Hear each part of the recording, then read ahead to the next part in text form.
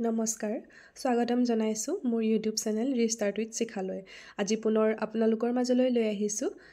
আন এটি গুৰুত্বপূৰ্ণ বিষয় নিৰ্দিষ্টতাবাচক বা নিৰ্দেশাত্মক প্ৰত্যয় নিৰ্দিষ্ট বুলি কওঁতেই চাগে সকলোৱে বুজিব পাৰিছে যে যিকোনো এটা বস্তুক তাৰ আকৃতি প্ৰকৃতি লিংগ আদি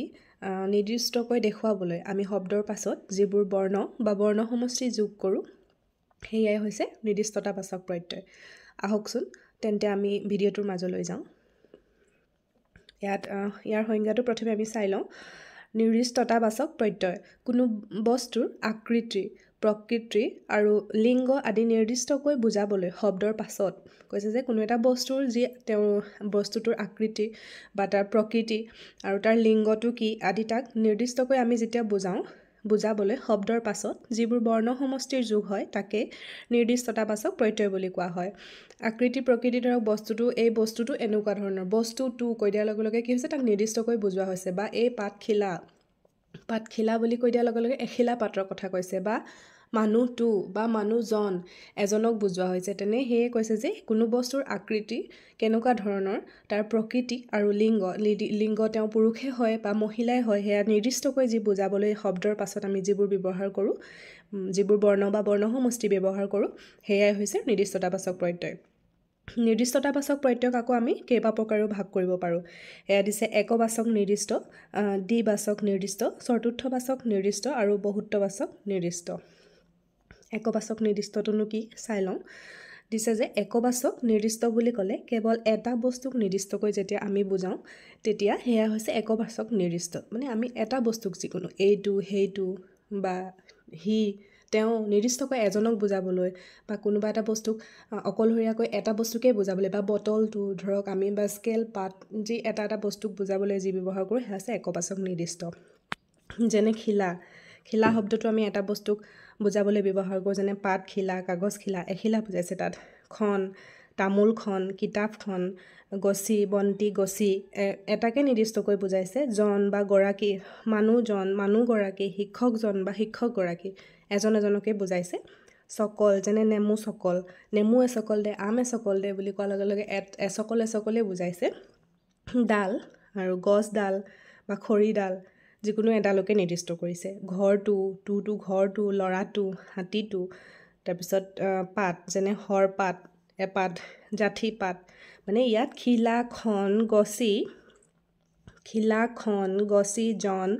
চকল ডাল পাত এই আটাইকেইটাই কি হৈছে যিকোনো এটা বস্তুক নিৰ্দিষ্টকৈ বুজাবলৈ এই বৰ্ণ বা বৰ্ণসমষ্টিকেইটা শব্দৰ পাছত ব্যৱহাৰ হৈছে আৰু সেই ব্যৱহাৰ হয় কি হৈছে খিলা হয় পাতখিলা বা কাগজ খিলা খন হয় তামোলখন কিতাপখন গছি হয় বন্তি গছি জন বা গৰাকী হয় মানুহজন বা মানুহগৰাকী শিক্ষকজন বা গৰাকী চকল নেমু চকল আম চকল ডাল গছডাল খৰিডাল ঘৰটো ল'ৰাটো হাতীটো বা পাত সৰপাত জাঠিপাত নিৰ্দিষ্টকৈ এটা বস্তুক বুজাইছে সেয়া হৈছে একবাচক নিৰ্দিষ্ট তাৰ পাছৰটো কি ইয়াৰ পাছৰটো হৈছে দ্বিবাচক নিৰ্দিষ্ট বুলি ক'লে কি হয় দুটা বস্তুক যেতিয়া আমি নিৰ্দিষ্টকৈ বুজাওঁ যেতিয়া দুটা বস্তুক আমি নিৰ্দিষ্টকৈ বুজাওঁ তেতিয়া ই দ্বিবাচক নিৰ্দিষ্ট বুলি কোৱা হয় আগৰটোত আমি পাইছিলোঁ কি একবাচক নিৰ্দিষ্টত কি হয় আমি যিকোনো এটা বস্তুক নিৰ্দিষ্টকৈ বুজাওঁ বা যেনেকৈ পাতখিলা হাতীটো ঘড়ীটো বা যিকোনো এটা বস্তুক বুজাইছোঁ ইয়াত দ্বিবাচক নিৰ্দিষ্টত কি হয় দুটা বস্তুক আমি নিৰ্দিষ্টকৈ বুজাম ইয়াত কি দুটা বস্তুক নিৰ্দিষ্টকৈ বুজাবলৈ কি ব্যৱহাৰ কৰা হয় যেনে জোৰ শব্দটো ব্যৱহাৰ কৰা হয় এই হাল শব্দটো ব্যৱহাৰ কৰা হয় যুগল শব্দটো ব্যৱহাৰ কৰা হয় আৰু দয় জোৰ মানে দুটা জোৰ বুলি কোৱাৰ লগে লগে তাত মানে দুটা হাঁহ থাকিব দুটা হাঁহে এযোৰ হয় যেনে পাৰ জোৰ হাঁহ জোৰ কুকুৰা জোৰ তেনেকুৱাকৈ তাৰপিছত গৰু হাল বা গৰু এহাল বুলি কোৱাৰ লগে লগে তাত দুটা গৰু থাকিব তেনেকৈ নয়ন যুগল বুলি কোৱাৰ লগে লগে দুইটা চকুৰ কথা কৈছে ভাতৃদ্বয় বুলি কোৱাৰ লগে লগে দুই ভাতৃৰ কথা কৈছে মানে দ্বিবাচক নিৰ্দিষ্ট অৰ্থাৎ দুটা বস্তুক নিৰ্দিষ্টকৈ বুজাবলৈ আমি কি ব্যৱহাৰ কৰিছোঁ হাঁহযোৰ ইয়াত দুটা হাঁহযোৰ বুজাইছে গৰু হালে দুটা গৰুক বুজাইছে নয়ন যুগল এই যুগল শব্দটো মানে এই যুগল বৰ্ণ সমষ্টি যোগ হয় নয়ন যুগল হয় দুটা চকুক বুজাইছে ভাতৃদ্বয় হয় দুজন ভাতৃক বুজাইছে একবাচক নিৰ্দিষ্টত যেনেকৈ আমি পাইছিলোঁ যে খিলা খন গছি জন বা গৰাকী চকল ডাল পাত ব্যৱহাৰ কৰা হয় এটা বস্তু নিৰ্দিষ্টকৈ বুজাবলৈ আৰু ইয়াত দ্বিবাচক নিৰ্দিষ্টত কি ব্যৱহাৰ কৰা হয় এই জোৰ হাল যুগল আৰু ভাতৃদ্বয় এইকেইটা ব্যৱহাৰ কৰা হয় তাৰ পাছত আমি চতুৰ্থবাচক নিৰ্দিষ্ট মানে যেতিয়া আমি 4টা বস্তুক নিৰ্দিষ্টকৈ বুজাওঁ ইয়াত দিছে নহয় যে চতুৰ্থবাচক নিৰ্দিষ্ট বুলি ক'লে 4টা বস্তুক যেতিয়া আমি নিৰ্দিষ্টকৈ বুজাওঁ তেতিয়া তাক চতুৰ্থবাচক নিৰ্দিষ্ট বুলি কোৱা হয় চতুৰ্থবাচক নিৰ্দিষ্টকৈ 4টা বস্তুক বুজাবলৈ কি বৰ্ণসমষ্টি যোগ হয় শব্দৰ শেষত গণ্ডা অৰা আৰু শালি এইকেইটা ব্যৱহাৰ কৰা হয় মানে গণ্ডা বুলি ক'লে তামোল এগণ্ডা বুলি ক'লে 4খন তামোল অৰা বুলি ক'লে নেমু এঅৰা বুলি ক'লে কি হয় তাত 4টা নেমু সোমাই থাকে হালি বুলি ক'লে কণী এহালি বুলি ক'লে যে মোক কণী এহালি দে বুলি ক'লে তাত 4টা কণী তাত থাকিব 4টা কণী দিব লাগিব তেনে যেনেকৈ একবাচক নিৰ্দিষ্টত যিখিনি বৰ্ণসমষ্টি যোগ কৰা হয় সেয়াও বুজালোঁ আপোনালোকক দ্বিবাচক নিৰ্দিষ্টত যি আছিলে গণ্ডা জোৰ হাল যুগল ভাতৃদ্বয় তেনেকৈ চতুৰ্থবাচক নিৰ্দিষ্টত কি বৰ্ণসমষ্টি যোগ হয় 4টা বস্তু নিৰ্দিষ্টকৈ বুজাবলৈ গণ্ডা ব্যৱহাৰ হয় অৰা আৰু হালি ব্যৱহাৰ কৰা হয় এই গণ্ডাই তামোল এগণ্ডা বুলি কোৱাৰ লগে লগে 4খন তামোল অৰা বুলি কওঁতে নেমু এঅৰা বুলি কওঁতে 4টা নেমু হালি বুলি কওঁতে কণী এহালি বুলি দিলে তাত 4টা কণী বুজাইছে ইয়ে হৈছে চতুৰ্থবাচক নিৰ্দিষ্ট মানে 4টা বস্তু নিৰ্দিষ্টকৈ বুজাইছে তাৰপিছত দিছে বহুত্ববাচক নিৰ্দিষ্ট বহুত্ববাচক নিৰ্দিষ্ট বুলি ক'লে কি হয় একেলগে অধিক বস্তুক সামৰি বুজালে তাক বহুত্ববাচক নিৰ্দিষ্ট বুলি কোৱা হয় একবাচক নিৰ্দিষ্টত আছিলে এটা বস্তুক নিৰ্দিষ্টকৈ বুজাবলৈ দ্বিবাচক নিৰ্দিষ্টত আছিলে দুটা বস্তুক নিৰ্দিষ্টকৈ বুজাবলৈ চতুৰ্থবাচক নিৰ্দিষ্টত আছিলে 4টা বস্তুক নিৰ্দিষ্টকৈ বুজাবলৈ আৰু আমি এতিয়া পালোঁ শেষৰটি হৈছে বহুত্ববাচক নিৰ্দিষ্ট য'ত একেলগে বহুত বস্তুক মানে একেলগে সামৰি লোৱা হয় তাক হৈছে বহুত্ববাচক নিৰ্দিষ্ট বুলি কোৱা হয় আমি উদাহৰণটি এবাৰ চাই ল'লে ভালদৰে বুজি পাম ইয়াত উদাহৰণত কি দিছে গণে মুনি গণ বুলি কোৱাৰ লগে লগে তাত বহুতখিনি মুনিহৰ কথা কৈছে দেৱগণ বুলি কোৱাৰ লগে বহুতো দেৱতাৰ কথা কৈছে থুক কল এথুক বুলি কোৱাৰ লগে এথুক কলত কিমান আশী কল থাকে তেনেদৰে তামোল থুক বুলি কোৱাৰ লগে লগে তাত কিমান বহুতকেইটা তামোল থাকিব পাৰে বৰ্গ শিষ্য বৰ্গ বুলি কোৱাৰ লগে লগে বহুতখিনি শিষ্য থাকিব পাৰে বা ছাত্ৰ বৰ্গ বুলি ক'লে তাত ছাত্ৰ ছাত্ৰী বহুত সোমাই থাকিব পাৰে শ্ৰেণী বুলি ক'লে কৃষক শ্ৰেণী বৈষ্ণৱ শ্ৰেণী বুলি কোৱাৰ লগে লগে ইয়াত বহুতখিনি কৃষক বা বহুত বৈষ্ণৱ ব্যক্তি সোমাই থাকিব পাৰে দল বুলি ক'লে সৈন্য দল এটা সৈন্য দলত কিমান হাজাৰ সৈনিক থাকিব পাৰে ভেড়া দল বুলি কোৱাৰ লগে লগে ভেড়াৰ দলটো বোলে ওচৰ চাপি আহি আছে বুলি কোৱাৰ লগে লগে ভেড়া দল বুলি কোৱাৰ লগে লগে তাত বহুত কেইটা ভেড়া থাকিব পাৰে তাৰপিছত পুঞ্জ দ্বীপপুঞ্জ তৰাপুঞ্জ বুলি কোৱাৰ লগে লগে আকাশত কিমান তৰা থাকিব পাৰে গোটেইখিনিক একেলগে তৰাপুঞ্জ বুলি কোৱা হয় তাৰপৰা ৰাজি গ্ৰন্থৰাজি বুলি কোৱাৰ লগে লগে তাত বহুত কেইখন গ্ৰন্থ থাকিব পাৰে বৃক্ষৰাজি তেনেদৰে জাক বুলি কোৱাৰ লগে লগে বগলী জাক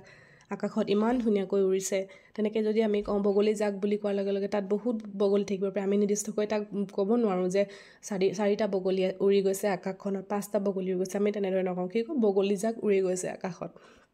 তেনেদৰে আমি কওঁ বা বৰষুণ জাক আহিছে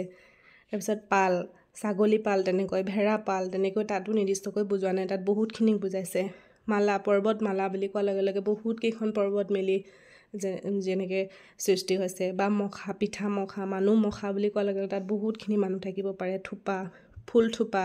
আঙুৰ থোপা তেনেকৈ বৃন্দ শিক্ষক বৃন্দ ছাত্ৰবৃন্দ বুলি কোৱাৰ লগে লগে মানে বহুত কেইজন শিক্ষকক বা বহুত কেইজন ছাত্ৰক বুজাইছে লানি এলানি তাৰপৰা বক্তৃতা লানি বুলি কোৱাৰ লগে লগে কয় ন লানি নিচিগা বুলি কয় নহয় যে মানে ঘপককৈ মানে মানে বহুত একাদিক্ৰমে বহুতখিনি গৈ থকা মানে একেলেঠাৰিয়ে হৈ থকা বা লানি তেনেকুৱা এলানি বক্তৃতা লানি তেওঁ বক্তৃতা লানি মানে বহুত দীঘলকৈ বক্তৃতা কৰি থকা বা বহুত বেছি বুজাইছে সেয়াই মানে ইয়াত বহুত্ববাচকক কি হৈছে কোনো নিৰ্দিষ্টকৈ নুবুজায় বহুত বস্তুক একেলগত সামৰি বুজায় আৰু সেয়ে আমি যিহেতু পাইছিলোঁৱে যে নিৰ্দিষ্টতাবাচক প্ৰত্যয় হ'লে কি হয় কোনো বস্তুৰ আকৃতি প্ৰকৃতি লিংগ আদি নিৰ্দিষ্টকৈ বুজাবলৈ শব্দৰ পাছত যিবোৰ বৰ্ণসমষ্টি যোগ হয় একবাচক নিৰ্দিষ্ট দ্বিবাচক নিৰ্দিষ্ট চতুৰ্থবাচক নিৰ্দিষ্ট বহুত্ববাচক নিৰ্দিষ্ট হৈছে নিৰ্দিষ্টতাবাচক প্ৰত্যয়ৰ ভাগ আৰু একবাচক নিৰ্দিষ্টটো সেই তেনেদৰে কিছুমান বৰ্ণ বা বৰ্ণসমষ্টি যোগ হয় এটা বস্তুক নিৰ্দিষ্টকৈ বুজায় দ্বিবাচক নিৰ্দিষ্টটো তেনেকৈ কিছুমান বৰ্ণ বা বৰ্ণসমষ্টি শব্দৰ পাছত যোগ হয় দুটা বস্তুক নিৰ্দিষ্টকৈ বুজায় চতুৰ্থবাচকতো তেনেদৰে কিছুমান বৰ্ণ বা বৰ্ণসমষ্টি যোগ হয় 4টা বস্তুক নিৰ্দিষ্টকৈ বুজায় আৰু বহুত্ববাচক বুলি ক'লে বহুত্ববাচকতো কেইটামান শব্দৰ পাছত কিছুমান বৰ্ণ বা বৰ্ণসমষ্টি যেনে গণ থোক বৰ্গ শ্ৰেণী দল পুঞ্জ ৰাজি জাক পাল মালা মখা থোপা বৃন্দলানি এইবিলাক কিছুমান বৰ্ণ বা বৰ্ণসমষ্টিৰ যোগ হয় কি হয় বহুতখিনি বস্তুক একেলগে সামৰি বুজায় আজিৰ নিৰ্দিষ্টতাবাচক প্ৰত্যয় ভিডিঅ'টো ইমানতেই শেষ হৈছে পৰৱৰ্তী ভিডিঅ'সমূহ মই আপোনালোকৰ বাবে লৈ আহিম প্ৰত্যয়ৰ আৰু এটা ভাগ আছে নহয় বিভক্তিবাচক প্ৰত্যয় সেয়া লৈ আহিম আপোনালোকৰ বাবে আৰু মোৰ আগৰকেইটা ভিডিঅ' যদিও কোনোবাই চোৱা নাই এবাৰ চাই ল'ব আৰু ভিডিঅ'সমূহ যদি ভাল পাইছে তেন্তে মোৰ চেনেলটি এবাৰ ছাবস্ক্ৰাইব কৰি দিব ধন্যবাদ